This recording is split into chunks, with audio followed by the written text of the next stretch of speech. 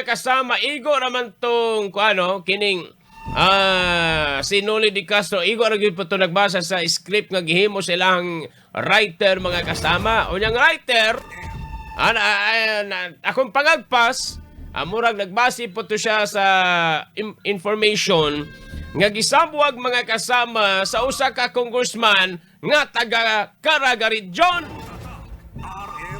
Gipagawas mga kasama nga dunay 37 ka mga pulis sa tuang dakbayan nga nagpositibo sa droga. I think mga kasama katong kuan siguro tong 37 murag mauman siguro tong mga miyembro sa CSU nga nagpositibo sa droga mga kasama. Nasaypan siguro tong sabot na ang CSU nahimong pulis. Nawara ka dakong damage na imo ani mga CSU ha mga kasama. Dapat di lang kay tanggal sa serbisyo ang padulungan na to mga CSU ha to.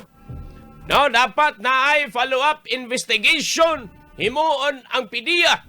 Himuon ang atong kapulisan. Ngadto mga kasama sa mga CSU.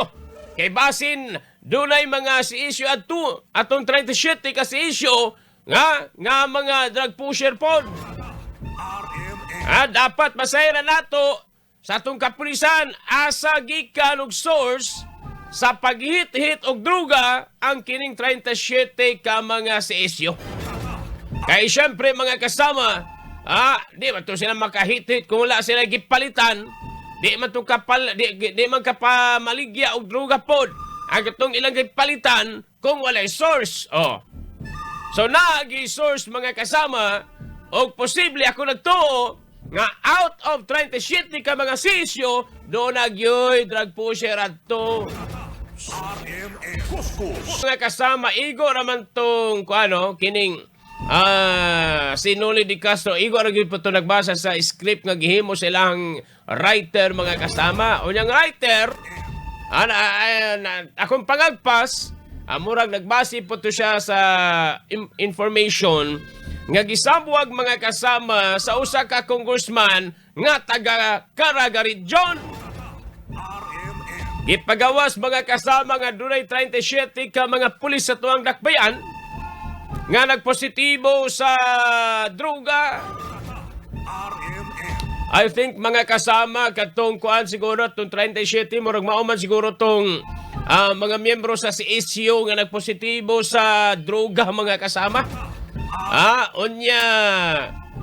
Nasaypan siguro tong sabot na ang CSU nahimong pulis. Nawara ka dakong damage na imo ani mga CSU ha mga kasama. Dapat di lang kay tanggal sa serbisyo ang padulungan na to mga CSU ha to. No, dapat na ay follow-up investigation. Himuon ang PDEA. Himuon ang atong kapulisan. Ngadto mga kasama sa mga CSU. Kay basin dunay mga CSU atong 37 ka CSU nga mga drug pusher pod. Dapat masayra nato sa atong kapulisan asa gikan og source sa paghit-hit og droga ang kining 37 ka mga CSU. Kay syempre mga kasama, di man to sila makahit-hit kung wala sila gipalitan, di man kapamaligya og droga pod ang katong ilang gipalitan kung walay source. So naagi source mga kasama og posible ako nagtuo nga out of 37 ka mga sisyo doon nagyoy drug pusher adto.